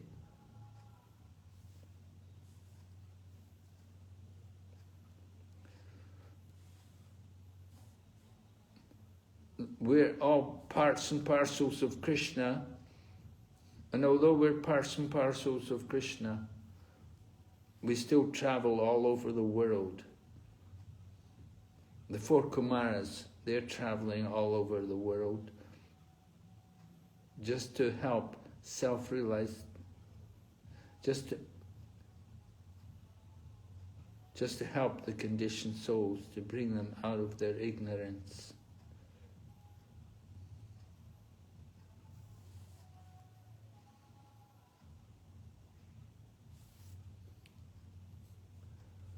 So the four Kumaras are described to be Mahabhagavats. Mahabhagavat devotees, very great devotees, because they've studied the absolute truth. So they were really devotees in complete knowledge. They were in full knowledge of the Vedic conclusions.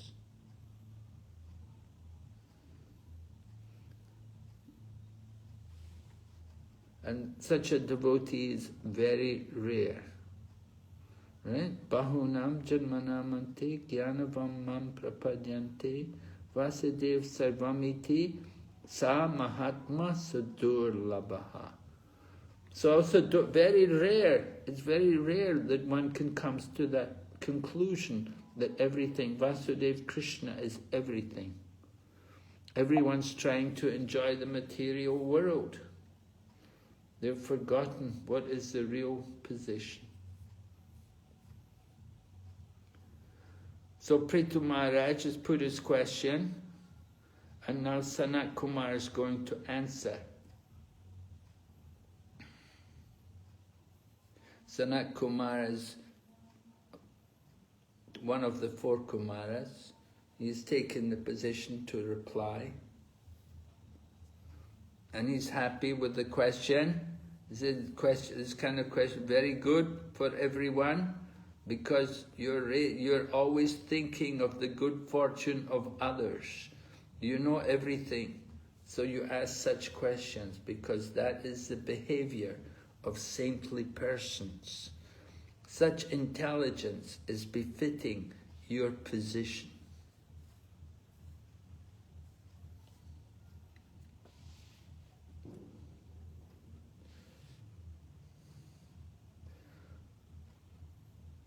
naturally, when the devotees come together, their business will be question and answers.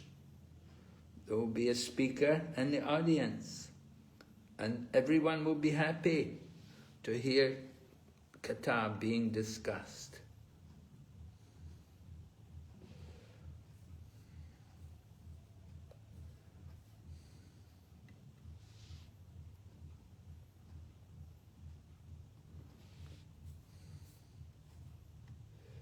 So Sanat Kumar replies to Prithu Maharaj.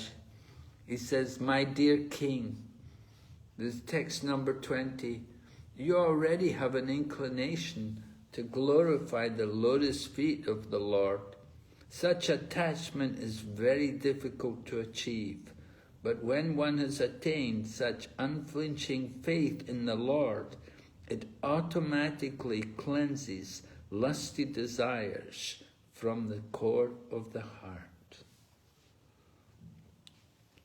So this attachment to the lotus feet of Krishna, that is the first thing. So Sanat Kumar is appreciating that Maharaj Prithu had that attachment to the Lord's lotus feet. And because he's attached to the Lord, so the lust in the heart is taken away.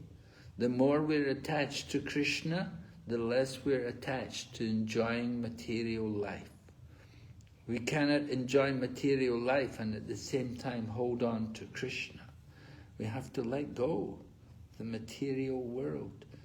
So the more we hold on to Krishna through hearing and chanting, the less we're attached to sense gratification.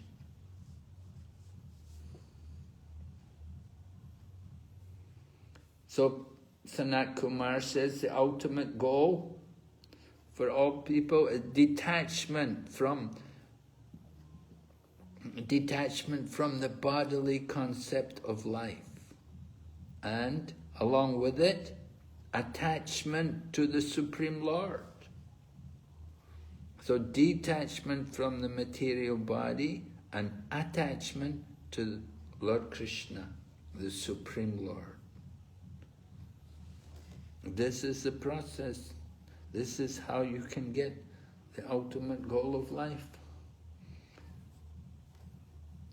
Getting detached from the material body.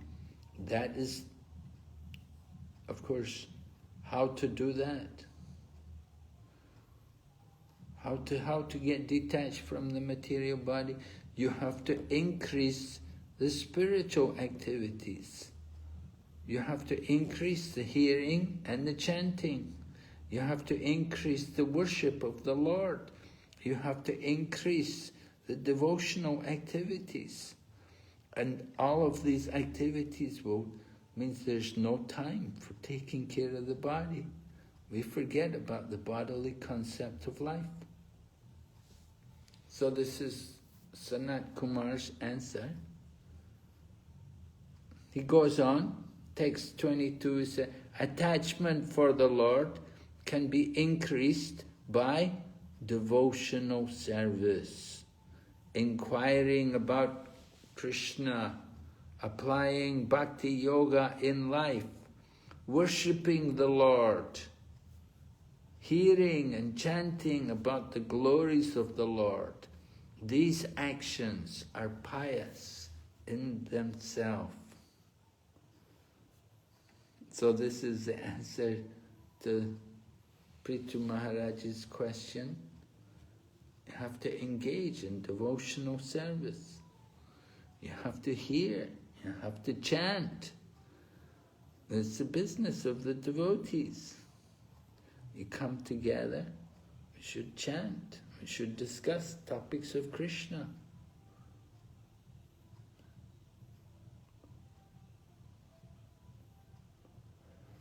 First of all, you have to accept the spiritual teacher, and then from the spiritual teacher you have to inquire from him about spiritual life, and you have to follow in the footsteps of the great devotees.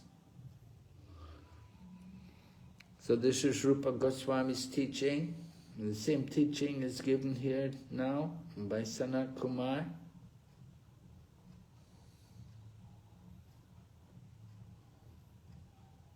And when you follow the process, then it's very easy to increase attachment to the personality of Godhead. Sanat Kumar goes on to give some instructions. He said, don't associate with people who are simply interested in sense gratification and making money. Avoid these kind of people. Associate with people who are interested in spiritual life, who are willing to practice devotional service.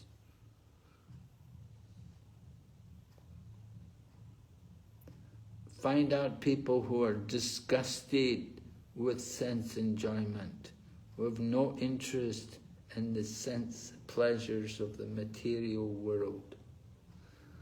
So it's not just giving up the company of materialistic people.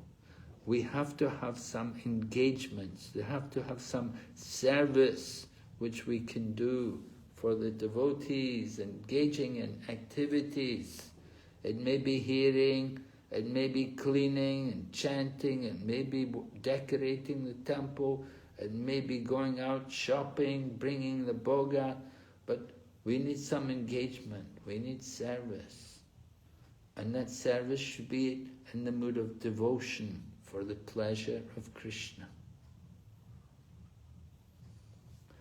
Prabhupada writes at the end of the purport of 23, the Krishna consciousness movement is started for this purpose, so that hundreds of ISKCON centers may give people a chance to hear and chant, to accept the spiritual master, and to dissociate themselves from persons who are materially interested.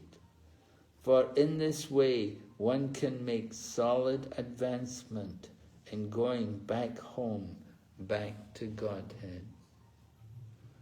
So we see in the Krishna consciousness movement how all of these things are arranged so nicely by having centers.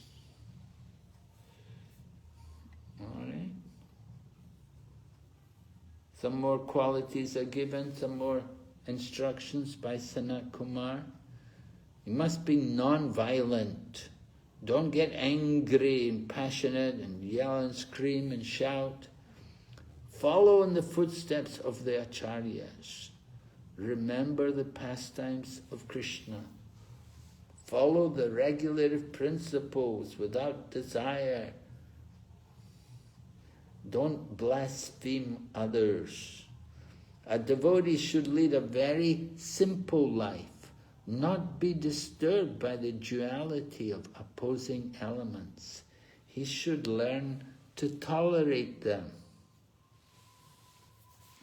What kind of opposing elements may there be which are giving you trouble, disturbing your spiritual life? Anybody can say, you have any opposing elements in your spiritual practice? Vrindavani? Yes, Maharaj. Do you have any obstacles, opposing elements in your practice of spiritual life? All the time, Maharaj, all the time. Yeah, I want to know, what are these opposing elements? So there'll be things like purification. If there's an artha that I'm dealing with, Krishna will kind of bring it to the surface, like maybe some issues with devotees, trying to deal with them in a Vaishnav-like way, even though there may be some kind of conflict there. And then if I don't deal with it correctly, then obviously it affects my sadhana, my taste for things. I think there's a lot of obstacles there. I think every day is an obstacle, trying to get things done and get to bed on time, to wake up at a decent time. And okay, it's an obstacle, an opposing element. What is it? What's keeping you awake at night that you can't sleep early and can't get up in the morning? I'm in the thick of Grahastha life, so I have small children and a husband, which is like equivalent to having another child. So just looking after household duties. Okay. But I feel positive about it. It's not something I feel down about. I feel positive. I feel like, okay, it's a challenge of life. Let's do this. I think if it was too comfortable, I would take spiritual life for granted. But because I have to kind of struggle every day, it makes it more special. Yeah, the struggles which you go through in Krishna consciousness, that's your greatest pleasure. We take blessings from, highly elevated people like yourself, it really does help. I do feel it's a smoother ride when the blessings are there and the mercy is there. Yeah, there's always mercy, and we just have to grab hold of the mercy. Giri Gopal Prabhu, do you have any opposing elements in your practice of devotional life?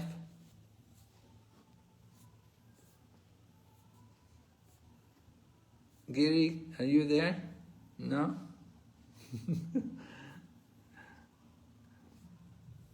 Is somebody else there? Anybody like to offer opposing elements? Yes, Maharaj. Yeah. Mobile phone itself is a opposing element. Yeah, really, that's a good one. Very good. Yeah, you're so right. An opposing element, the mobile phone, really. It can be such a headache sometimes, huh?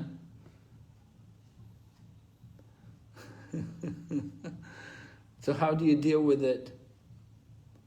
Turn it off, right? I always take it for some spiritual purposes to see any lecture but anyhow, how, I don't know, but so many reels are coming on YouTube and all, and I wasted so much time, Maharaj, and then afterwards I feel so much bad about, so I wasted 10 minutes or 15 minutes, how? Yeah, you have to tolerate, you have to go on. Prabhupada said devotees should be tolerant. We should be very compassionate towards others. If we suffer injury, we tolerate. But if a devotee gets injured, we shouldn't tolerate. We should go to help him, take care of him. So the whole world's full of violence. So devotee sees everybody equally. He does not claim himself to be the only son of God, Prabhupada saying, and allow all others to be killed, thinking they have no soul. No. So devotees we have to arrange our life in such a way that we can be Krishna conscious, thinking of Krishna all the time, practicing Krishna consciousness. Prabhupada talks about the incense factory. They were making incense, and he said at the same time they were hearing lectures or they were hearing kirtan. So Prabhupada appreciated that.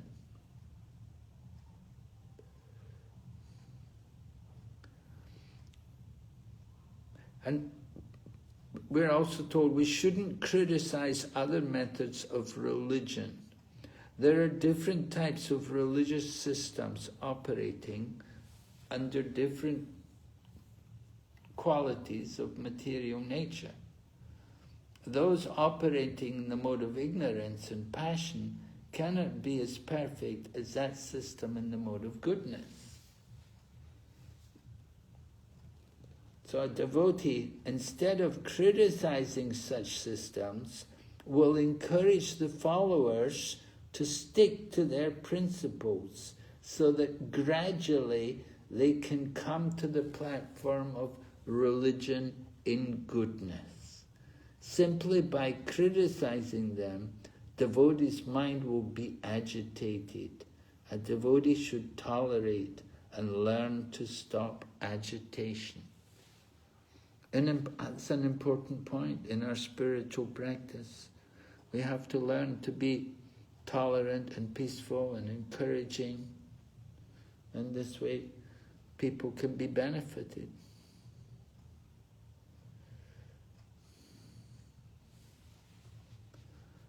So we should appreciate other religions, and we don't say we're the only way. The absolute truth is there in all the revealed scriptures.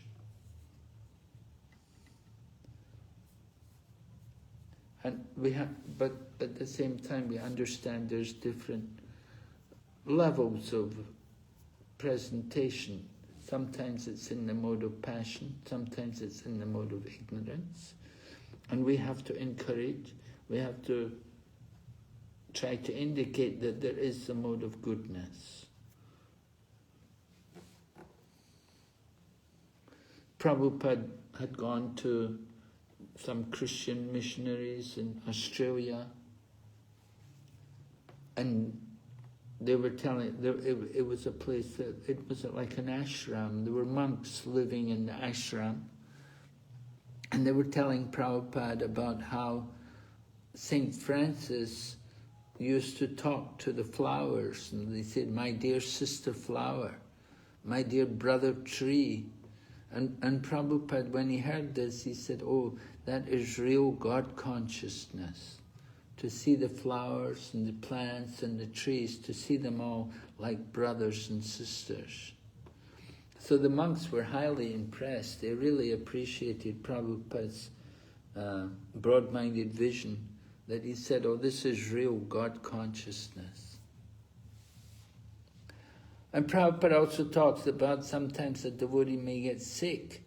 And sometimes people would write to Prabhupada and that, "You know, I got initiated and then I got sick after I got initiated. How is it like that?"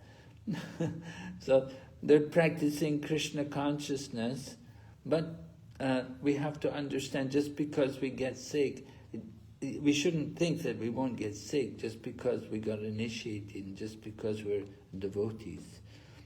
Disease will always be there, and we have to learn that we have to tolerate these things without being so much disturbed by them. This is a world of duality. You should not think that because we have fallen sick, we have fallen from Krishna consciousness. Krishna consciousness can continue without impediment from any material opposition. So this is very nice. We should understand how to apply Krishna consciousness in every situation. Prabhupada quotes Bhagavad Gita, Krishna telling Arjuna, try to tolerate all these disturbances. Tamsta tikshasva bharata. O Arjuna, be fixed in your Krishna conscious activities. The devotee should gradually increase the culture of devotional service by constant hearing of the transcendental qualities. These pastimes are like ornamental decorations on the ears of devotees. By rendering devotional service, one can easily be fixed in transcendence and the Supreme Personality of Godhead. So, the importance of hearing. We have to train ourselves to develop a taste for hearing about Krishna. And the more we practice reading Prabhupada's books, the more we'll have a taste for hearing about Krishna. So Prabhupada himself used to read the books, and he encouraged devotees also. Read. He said, I'm not writing the books just for you to sell. So we have to cultivate Gyan and Vairagya. These two things go together with bhakti. Gyan and Vairagya, they automatically follow wherever there is pure devotion. Right? And Srimad Bhagavatam, 1st canto, 2nd chapter says, just by devotional service, we automatically acquire knowledge and detachment from the world. So we have to consciously develop that knowledge by hearing and detachment from everything which is opposed to Krishna consciousness.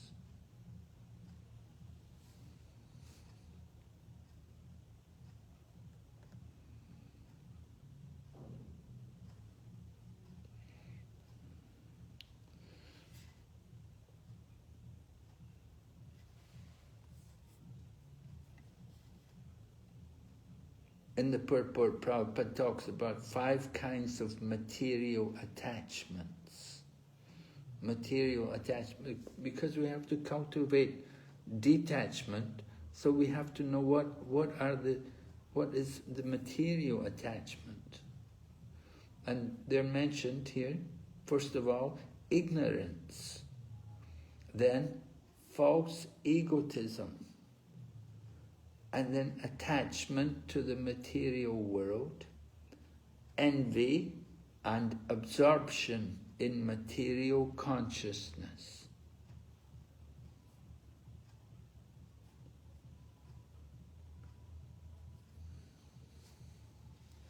So these are the 5 items of material attachment.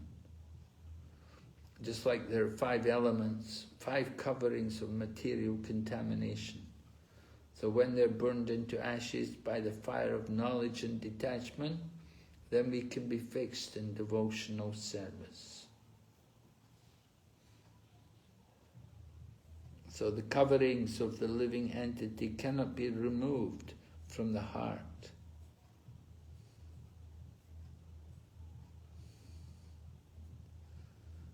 The living entity is in the heart, and we can't take him away from the heart. That's liberating him. We have to take shelter of the spiritual master, and by his instruction, increase our knowledge and devotion.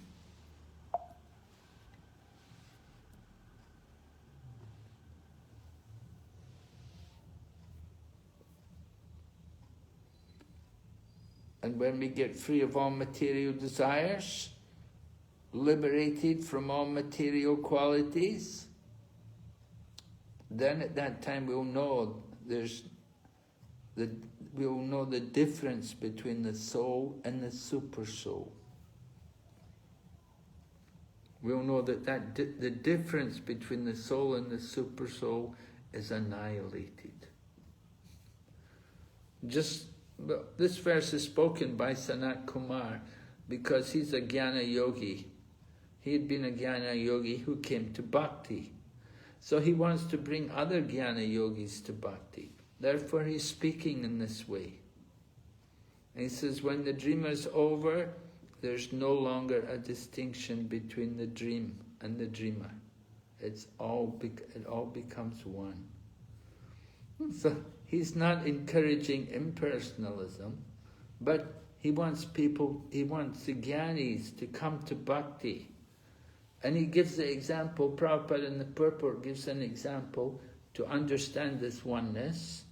And he talks about the coconut. In the coconut you have the dry shell, and the coconut's inside, and the shell is outside. You've got this husk outside and the shell inside. So the coconut is separated from the shell at the same time it's one in the shell. So the same way, material desires are present as long as in the bodily concept of life.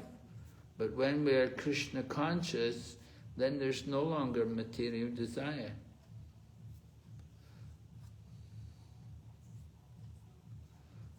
Then you're liberated. So in that sense you become one. Not one in desire, not one literally, but one in desire. Part and parcel of Krishna, acting in accordance with the desire of Krishna. And so there's no distinction between the living entity and the Supreme Lord. Both of them keep their individuality, but at the same time there's a oneness, spiritual oneness in relation to the connection between the super soul and the soul.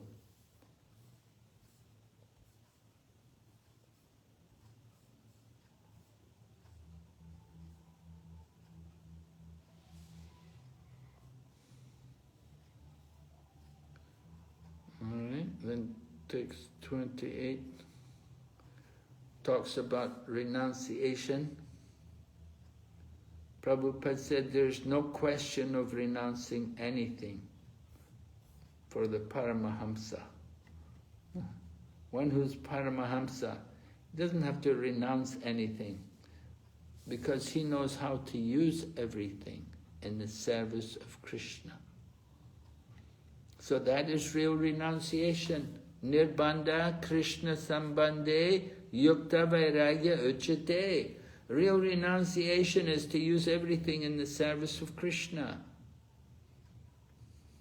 This is Paramahamsa.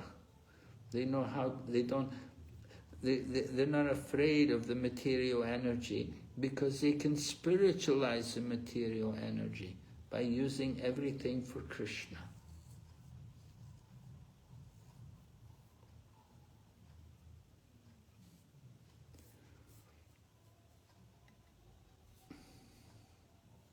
Okay, are there any questions?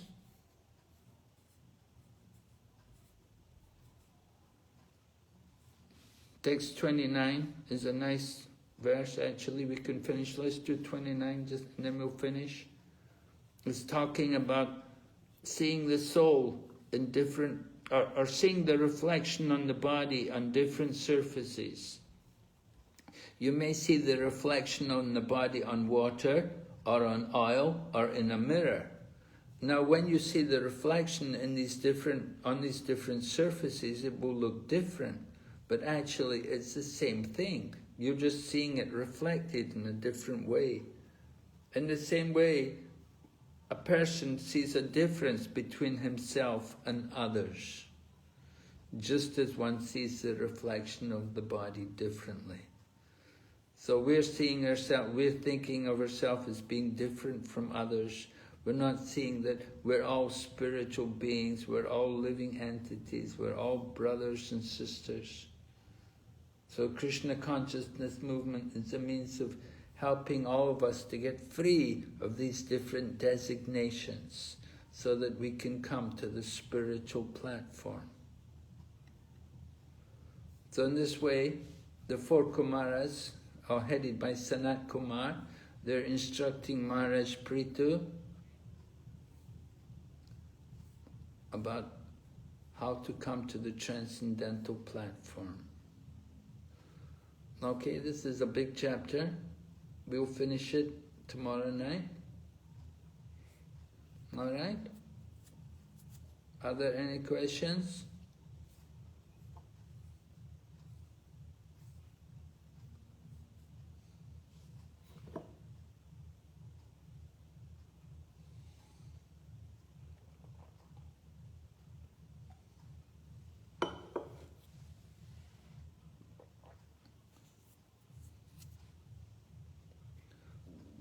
No questions? No, Maharaj. Okay. Are you keeping a recording? Yes, Maharaj, is being recorded. Okay. Maybe after the recordings, can you send me the file? I can get the copy. Sure, I'll speak to the person. I'm not sure who's gathering the recordings. I think maybe it's Vishwanath Prabhu, but I'll ask him to send them to you. You think maybe who's... Starting from last week, Friday, Saturday, and then today also. Yeah. Okay, sure. Who's coordinating? He's the Prabhu who came last week. His name is Vishwanath Shivaram. Visheshwar Prabhu. Oh yeah, that's right. Oh, okay. He's in London, is it? No, Prabhu, he's, I think, based in India, Bangalore. Oh, is he? Oh, okay. Okay, spread out everywhere. Yes, Maharaj. I'll ask him to send them to you. Okay, thank you. All right. So we'll stop here tonight and we'll be back tomorrow night to finish off this chapter. Okay. Srila Prabhupada ki jai.